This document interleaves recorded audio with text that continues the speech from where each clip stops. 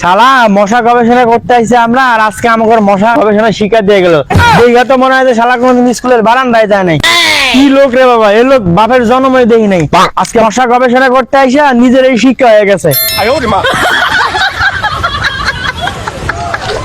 কি যে একটা চাকরি দিছে, হ্যাঁ কি এর বলে মশা গবেষক। হ্যাঁ এই যে জঙ্গলের ভিতরে আসলাম, এখন মশা ধরে গবেষণা করা লাগবে আমার মশা ডেঙ্গু নিয়ন্ত্রণের জন্য।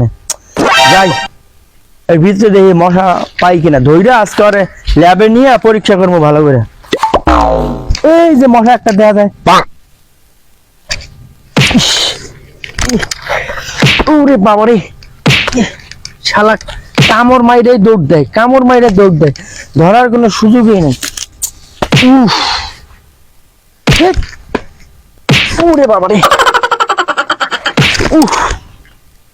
দেখছো কত বড় ফাজিলের ফাজিল, কামড় দিয়ে দৌড় দেয়, ধরার সুযোগ তাকে সাথে যে কথা কমু, আমি যে একটা সরকারি কর্মকর্তা হেরা এটা বুঝতেছে, কামড় দিয়ে দৌড় দিতেছে, তাকে যে একটু ধরা লাগবো তারা বুঝতেছে না। কামড়া একবারে লাল বানাই দিল রে, সেই চুলকান চুলকে দিছে রে। না এভাবে মশা ধরা যাবে না, অন্য ব্যবস্থা করতে হইব। যাই সামনে ওই যে একটা লোক দেখা যায় না, উনি দেখা মনে হইতেছে যে উনি এই লোকের স্থানীয়, এই জায়গার স্থানীয়।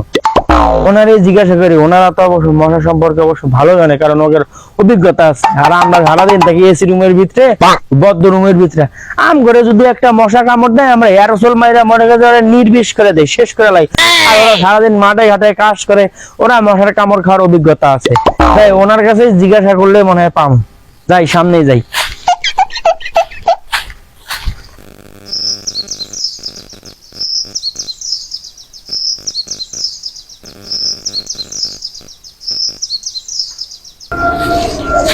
এ ভাই দাঁড়ান দাঁড়ান দাঁড়ান, এলে কি নিছেন?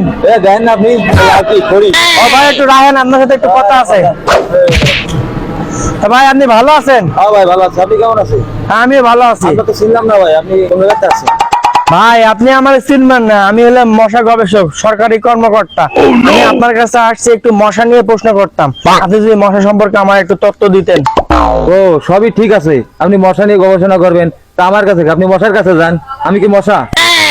আরে ভাই আপনি রাগ করেন না, আপনারা তো দেখা মশা মনে আছে না, আসলে আমি আসছি মশা খোঁজার জন্য। আপনি তো গ্রামের লোক, আপনার সাথে তো মশার আন্ডারস্ট্যান্ডিং ভালো, এই জন্য আপনার কাছে আসছিলাম আর কি। তা এই জায়গার মশা কেমন? মশা আবার কেমন হয়? মশা তো মশাই। মশার দুটো হাত আছে, দুইটা পা আছে, দুইটা চোখ আছে, দুইটা পাকা আছে, দুইটা বিচি আছে, মশার একটি মাথা আছে, দেখতে কালো। এই আরে ভাই এইটা জানি, মশার হুর আছে, কান আছে, পা আছে, হাত আছে, পাখনা আছে, নুনু আছে, সবই আছে, এটা তো আমি জানি। কিন্তু আমি আপনার কাছে জানতে চাইছি যে এখানে মশা লাগে কেমন? আরে খুব জ্বালায় পড়লাম, মশাকে আমি খাইয়ে দেখছি যে মশা লাগে কেমন। আরে ভাই আপনি মশা খাবেন কে? মশা আপনিও খান নাই, আমিও খাই নাই, আপনি শুধু শুধু ভুল বুঝেন কে? স্যার খাইলে তো বুঝতাম যে টক না মিষ্টি। আচ্ছা ভাই এটা বাদ দেন তো, আমি বলছি যে এখানে মশা কামড়ায় কেমন? মশায় কামড়াবে মানে? মশা কি দাঁত আছে যে কামড়াবে? প্রশ্ন আর খুঁজে পান না আপনি। দূর ভাই, আপনি খালি খালি ভুল বুঝেন, আমরা তো গবেষণার থেকে আইছি, আপনি এটা বুঝবেন না, আপনি খালি ঠিকঠাক উত্তর দেন। আপনি ঠিকঠাক প্রশ্ন করতে পারেন না, এ কেমন প্রশ্ন করেন?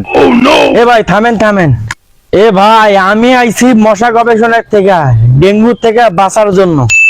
আমরা যদি মশার তথ্য সঠিকভাবে না পাই তাহলে গবেষণা করব কিভাবে?